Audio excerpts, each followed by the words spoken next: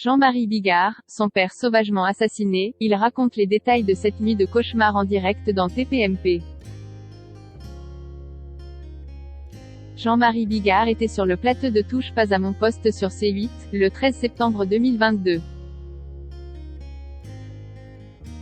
Alors qu'il était interviewé pour régler ses comptes suite à une polémique, il a évoqué ce qu'était le vrai sens du pardon en racontant l'assassinat de son père. Face à Cyril Hanouna dans Touche pas à mon poste, mardi 13 septembre, l'humoriste Jean-Marie Bigard a évoqué un moment tragique de sa vie. La mort de son père sauvagement tué. Je rappelle que j'ai pardonné à l'assassin de mon père et je ne peux pas vous dire d'où ça vient, a-t-il déclaré d'entrée. Le mari de Lola Marois, avec qui il a eu 2 enfants, Jules et Bella, 10 ans, a ensuite raconté dans les détails comme son père a été assassiné. Le mec est arrivé la nuit. Mon père n'avait rien pour se défendre, il avait un couteau de chasse comme ça, il montre la taille d'un grand couteau avec ses mains, NDLR. Il a lézardé le corps de mon père d'une douzaine de coups de couteau, très profonds. Quand j'ai vu les mains pleines de sang de mon père qui descend l'escalier et qui arrive jusqu'à la porte pour essayer de sortir, là l'assassin, NDLR. Arrive avec une carabine. Il lui met le pied sur le dos et il lui met un coup de carabine dans la nuque pour le finir.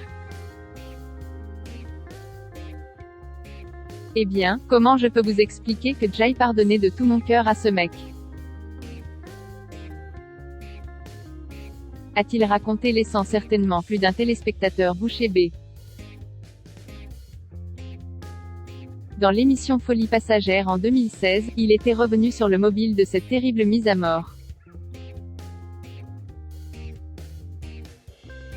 Mon père a été assassiné par un mec. Il avait une femme, il nous avait demandé si ça nous dérangeait qu'il refasse sa vie, on lui a dit bien sûr que non. C'est un fait divers, mais cette femme avait un mec, un jour il est venu. Il s'est caché dans la maison et il a tué mon père d'une douzaine de coups de couteau et il l'a fini avec un coup de carabine dans la nuque.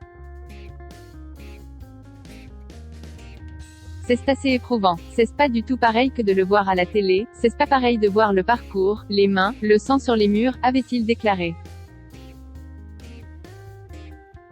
Comme il l'a dit ce soir dans Touche pas à mon poste, l'assassin de son père s'est rendu à la police. À ce sujet, il s'était déjà confié plus en détail, toujours dans Folie passagère. Le mec s'est livré à la police et je sais pas où j'ai trouvé ça, mais, dans le box des accusés, je lui ai pardonné. Je sais pas d'où c'est venu. Je suis à l'époque sûr et certain que comme il est repentant, c'est mieux de lui pardonner. Il ne pouvait pas me rendre mon père. Il y avait 2 solutions, la haine, la colère, la détestation jusqu'à la fin de mes jours, ou de pardonner. J'ai retiré ça de moi, parce que ça aurait été terrible de traîner cette chose comme un boulet. Une histoire terrible, un grand exemple de pardon.